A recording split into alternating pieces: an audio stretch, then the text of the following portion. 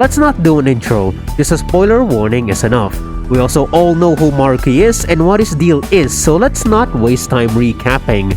So my big question is, why couldn't there be a compromise to Maruki's deal? The ideal scenario should be that Maruki lets go of his hold over everyone, but he still gets to keep his power and create a zone or heck, a new island or world somewhere in the Pacific Ocean that everyone who wants to be in the ideal world can stay there of their own free will. Yes, almost like Dumptown USA from a regular show, except it's not miserable and dirty. Quite the opposite, really. Because as great as it is to pursue your future on your own terms, to create it through pain and joy, to experience things that you never would have otherwise, the world is a seriously up place to live in. There's millions of people in debt or even homeless. The average person today struggles to keep a living because prices only keep skyrocketing. Accidents or unforeseen events happen. Not good accidents, tragic, undeserved events. Like something being broken, someone being hit by a car, people being afflicted by a disease. And while some of us pull through and see the sun shine again, how many have died or lost so much that their lives are irreversibly changed for the worse now because of it?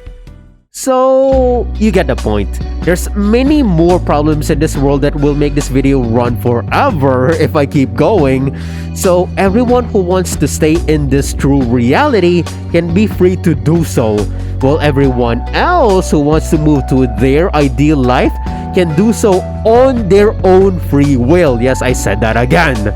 But as good as that sounds, let's raise some problems. Number one, would Maruki agree to this? Wouldn't he prefer to have the whole world under his control instead, so that everyone can be happy? To that I say, this is a pretend scenario that Maruki does agree to a compromise. He somehow understands that people like Joker or Akechi are too stubborn and are perfectly happy already.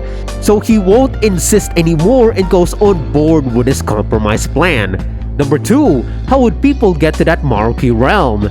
Easy, Maruki himself will provide. He's a god, right? He could just spawn whatever demon to fly over there to bring people over, or maybe simply spawning teleport zones like the Velvet Room doors or anything SMT or whatever.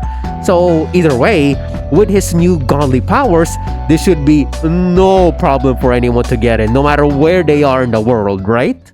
But then, as good as all this sounds, there's one last question. Number three. What about the consequences of this? Let's say this all happens, right? Would the possibility of the majority of the world's population would rather go to his realm versus those who will stay here? Would that destabilize society as a whole? Never forget that most citizens are the ones who keep the gears of society moving, not the rich 1%. And to that I say, true. Look, I'm just gonna come clean. I don't know. I'm not smart enough to figure that out, and there's frankly no easy answer to this, which therefore makes this whole Maruki Island compromise situation sort of impossible. There may be a way so that doesn't destroy the true reality, but I don't know. So, to conclude, didn't I just answer my question from the beginning of the video? Yes. But do I still want to envision the possibility of this becoming possible?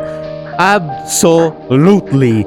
Even years after the Maruki discussion is over, I still linger on the idea that maybe, just maybe, a Maruki compromise realm can happen. Because let's all admit it, and you all know it too, right? That it's such a waste. It's such a huge waste to destroy something so good. Now I know there's inherent evil in that, but still, you can't deny the good that it can bring, right? I'm not saying that Maruki should take over the world, but I'm not saying that it should be destroyed too, because it's such a shame to have it all be destroyed, right?